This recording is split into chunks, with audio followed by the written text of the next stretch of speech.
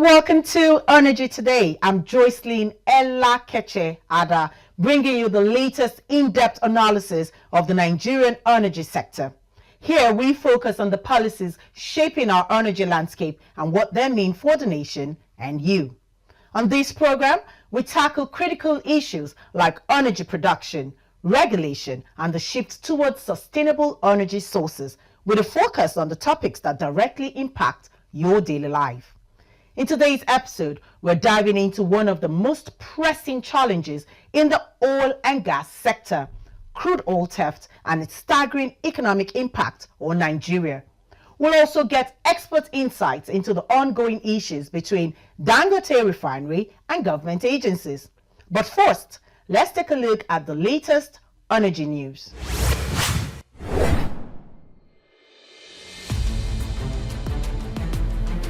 In today's energy news, Group CEO of the Nigerian National Petroleum Company Limited, NNPC, Mele Kyari, and Minister of State for Petroleum Resources, Ekperipe Ekpo, have assured Nigerians of significant progress toward gas sufficiency by mid-August 2024. During an inspection of the Obiafu-Obricom-Oben, the OB3 gas pipeline, which connects the eastern and western gas networks, they emphasized that the pipeline will transport 2 billion standard cubic feet of gas daily upon completion. In alignment with the Nigerian Gas Master Plan to boost domestic gas supply for power generation, industrial and domestic use, NNPC and its partners embarked on constructing a 130-kilometer pipeline through Rivers, Edo and Delta states over 5 years ago. However, the project encountered technical challenges. The NNPC CEO and the Minister of State for Petroleum Resources, Gas, noted that after numerous attempts to cross the River Niger underwater to connect the pipeline to the Ajaokuta, Kaduna and Kanu AKK gas pipeline, there is now a promising outlook. The special advisor on energy to the president, who was also part of the entourage, stated that the president remains committed to supporting all gas projects to facilitate the introduction of compressed natural gas, the CNG, and liquefied petroleum gas, LPG, which will lower the cost of living and generate foreign exchange earnings.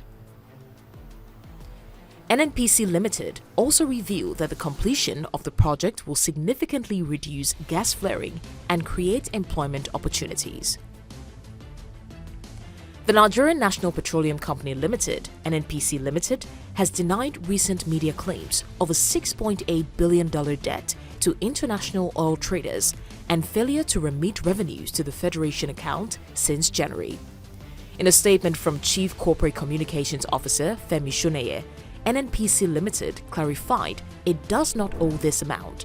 The company stated that oil trading often operates on credit, leading to temporary outstanding payments.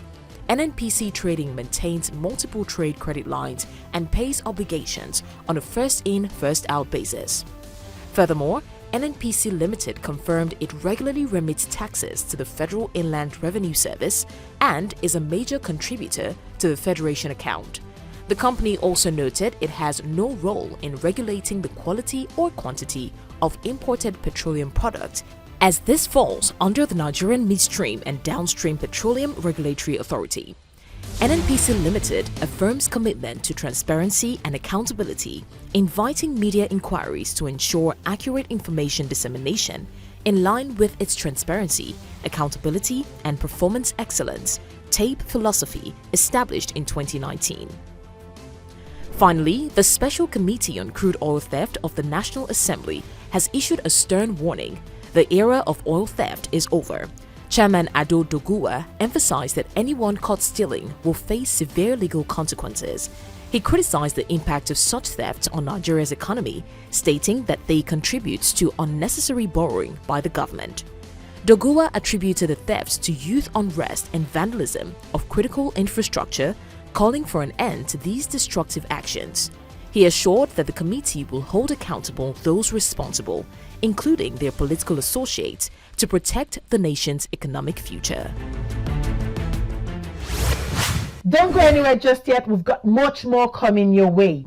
Now let's think about this. Did you know that Nigeria lost a staggering $10 billion to crude oil theft between January and July of this year? Yes, you heard me right. $10 billion. And this is according to the House of Representatives. Now, just imagine the transformative impact that money could have if it were properly utilized in the country. Why does it seem like we're helpless in the face of this challenge? These are some of the critical issues we'll be discussing with our guest today, Mr. Majid Dahiru, a renowned public affairs analyst, newspaper columnist, and energy security advocate. We began by asking him, what actions can be taken to curb this menace of crude oil theft? Here's what he had to say. Crude oil theft and vandalism are actually two sides of the same coin, because you cannot steal crude without vandalizing oil pipelines. So it is important to conceptualize these two very serious issues in order to suggest workable solutions to the federal government and all relevant authorities on how to tackle this menace that has an economic sabotage dimension. For proper perspectives, it might interest you to know that between 2009 and 2020, the Nigerian state lost over 600 million barrels of crude to oil theft and pipeline vandalism. And the total cost of this huge loss is estimated to be about 45 billion US dollars. And so if you appreciate this huge loss and considering the fact that crude oil export is actually Nigerians' major source of foreign exchange earnings, you will agree with me that this is a national emergency that has to be tackled with the seriousness it deserves. And oil theft has not abated since 2020. As we speak today, the National Security Advisor actually stated that as much as 400,000 barrels of crude are stolen per day in Nigeria. And so if this is allowed to continue, Nigeria's foreign exchange earnings might just evaporate and ground our economy, to a halt. So all that is required to be done must be done to put an end to this menace. And I'm happy that the President has given a marching order to the Chief of Defense Staffs to actually pool all resources, all men, anything possible within the security architecture to put an end to this. And we are glad that, well, it is yielding results, but a lot more needs to be done in order to make sure we find a lasting solution to this very important problem. Tackling crude oil theft is beyond NNPC as an agency. The NNPC is not a security agency, neither is it one that has the capacity to actually police its own infrastructure. Securing pipelines and preventing oil theft is a matter of national security. So the first thing is, considering the importance of crude oil to our economy, I would expect the federal government to declare a state of emergency in this matter as urgently, as soon as possible. Secondly, we also observe that over time, we've seen vessels being destroyed by security agencies that are caught stealing crude oil. But we've not seen prosecution, diligent prosecution. We've not even seen the faces behind this organized crime. So we will advise the government to consider urgently to creating special courts to prosecute offenders so as to serve as deterrents against intending offenders. This will be important because when you do not prosecute people that are caught, carried out this economic sabotage against the Nigerian state, it encourages more people that are intending to do the same thing to continue to do that which has caused us a lot of economic problems. So it would be imperative that just as we handle electoral matters through special tribunals, we would want to see special courts set up by the federal government to try in a very expeditious manner suspects and actually bring them to book. We also want to see stiffer laws that, if possible, considering the enormity of the impact of oil theft on our economy, stiffer punishments, including but not limited to probably capital punishments, may just be applied to offenders so that This can serve as a very serious deterrent against this practice, this undesirable practice of oil theft through pipeline vandalism. Did you hear that? Over 600 million barrels of crude oil lost to theft, about 400,000 barrels per day. Now, moving on. The issues surrounding Dangote Refinery have been in the spotlight for some time. Is the dust finally settling? With his deep knowledge of the sector, we had to ask Mr. Dahiru for his insights and recommendations on this matter as well. I think there are lots of misconceptions out there about how the oil and gas industry operates in Nigeria and even globally. And Dangote Industries, through its chairman, Aliko Dangote, appears to be throwing up a lot of issues that, those with even the most basic knowledge about the workings in the oil and gas industry might find a little bit disturbing, if not strange, because you would imagine that for an investment on the scale of $20 billion to be carried out, a lot of due diligence would have been done, and a lot of knowledge about the workings of this industry would have been, availed the promoters of this investment. But clearly, I think there's a gap in the knowledge of this industry and its workings by the promoters of the Dangote refineries. I said this because a number of the issues is raised are actually neither here nor there.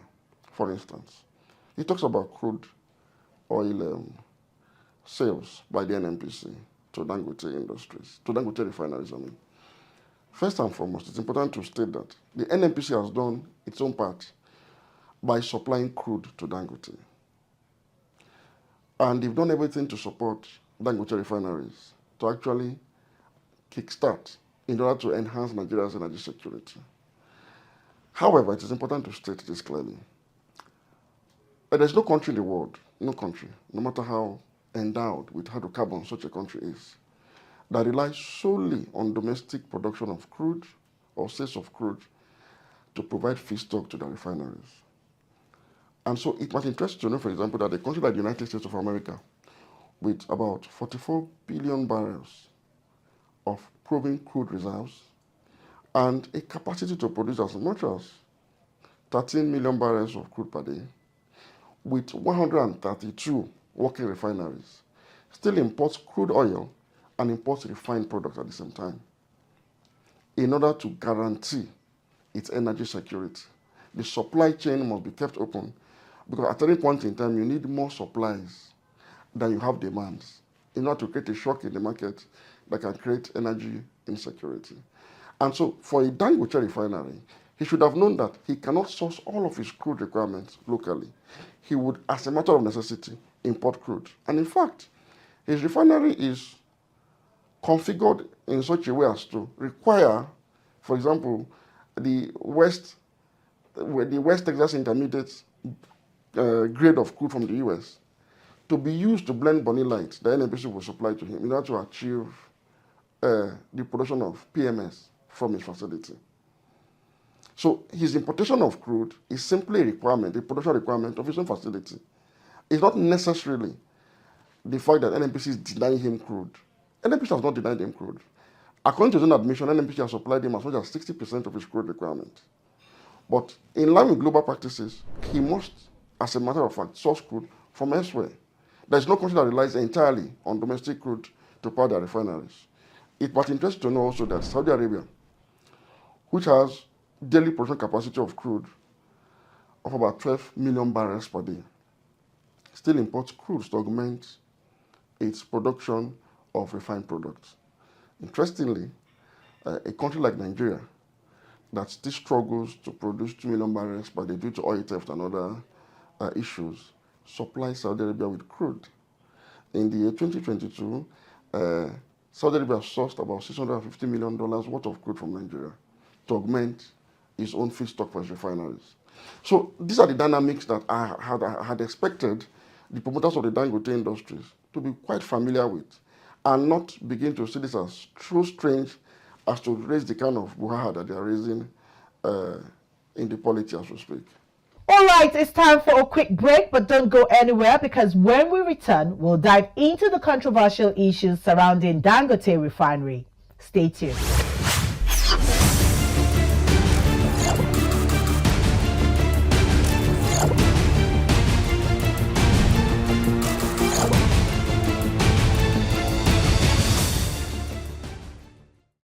Welcome back to Energy Today. If you're just tuning in, we've been speaking with Mr. Mojeed Dahiru.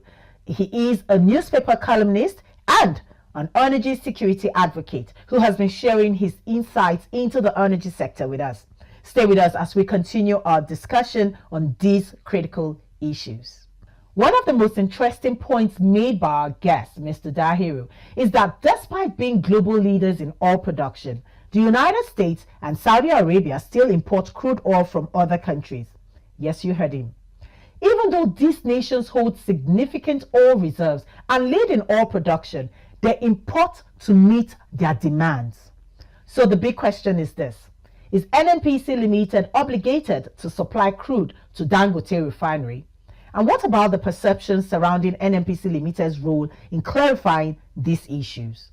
Yes, in the PIE, the NNPC and other local oil producers have an obligation to supply crude to Nigerian refineries, which includes Dangote refineries. But this obligation is also underscored by a willing seller and a willing buyer arrangement, because it's a free market enterprise. The PIA does not give the NNPC or the NUPRC the powers to dictate prices for oil producers. NNPC itself is an oil producer, and the IOCs are also oil producers. And so what the IOC and NNPC cannot do to Dangote is to deny them crude.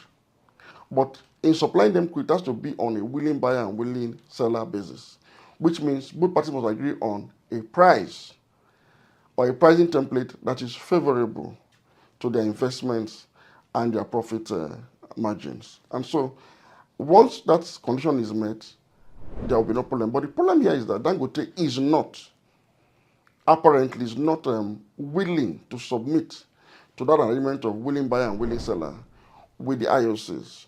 Even though the NNPC, being a Nigerian entity, had bent over backwards without breaking the rules, but trying to give support to Dangote refineries, have sold crude oil to Dangote at $1 discount per barrel, which is going to cost you and I, as Nigerians, about $600 million of support to Dangote Industries. But the NNPC is a Nigerian-owned company, so it can absorb such costs for the purpose of supporting an indigenous entity.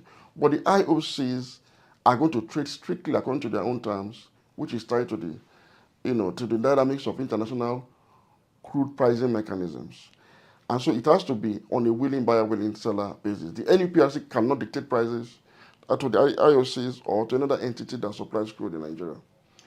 I think Dangote should cooperate more with the regulators and, of course, the NNPC being a major operator in the industry. I have seen over time that the Nigerian government has invested heavily in Dangote's efforts to build what is now the largest refinery in Africa. It's been promoted almost like, a national asset. And it is very commendable on the part of government. And it's also commendable that Dangote has undertaken this gigantic task of building a refinery at home for a country that for a long time has suffered from lack of local refining capacity. It is quite commendable. But to see through this investment and bring it to fruition will be for Dangote Industries to cooperate with agencies of government and allow them, the elbow room to find ways of resolving some of its challenges. I think it's unhelpful when you, begin to, so to say, quote unquote, throw tantrums at those that have been supporting your effort, those that have been helping you to achieve your dreams, your goals, and your desires in a manner that now portrays them in a bad light, as though they are your adversaries. I think it's unhelpful. Dangote Refinery has come this far today because of the support of both the NNPC, the NMDPRA, and the NUPRC. And so it is important for Dangote to acknowledge this and continue to work closely with them to find any solution to some of the challenges he might be facing in his facility. Now let's talk about monopoly, a word you've probably heard a lot lately. Mr. Dahiru discussed different scenarios and their implications for the energy sector with us. If there's one thing that must not be allowed in the oil and gas industry, it's monopoly. Because, you see, energy security is defined as availability, accessibility, as well as affordability of energy products and services. And so when you have a monopoly, it kills that much needed competition that will not only bolster supplies, but provide alternatives in terms of pricing mechanism. So the pricing war between operators will always drive prices down, which is important for energy security. But when you monopolize the entire market, the monopolistic entity will have, the unrestrained freedom to fix prices and gorge profit at the expense of our energy security. And there's nowhere in the world where the mid and downstream sector of any oil industry is monopolized. It was interesting to know that the US, for example, imports refined petroleum from Mexico, from Canada, from Russia. And some refiners in the US are unable to sell their products in the East Coast of the United States of America because their products are more expensive there, because there are imports from Eastern Europe into America that are cheaper. So what do? They export their products. So Dangote industry, for example, does not have an obligation, for instance, to offload all of its products into the Nigerian market. There is no law mandating him or compelling him to sell all of his refined products to Nigerians. So he has the alternative to export. And the export market is not yet saturated with refined products. And so he's going to export as well as sell in the local market. So I don't see a basis for conflict here. Others must be allowed to play in the industry. You cannot stop the importation of refined products because of one refiner that is up and running. Again, the reason is you must have supply exceeding demand at all times. And so to augment the supplies from Dangote Refinery is to open up the space for both local refineries to supply the market and those who have the capacity to import. Also import. What is important is pricing. If Dangote Refinery is cheaper in terms of product supply to the market than what is being imported, it has to naturally discourage importation.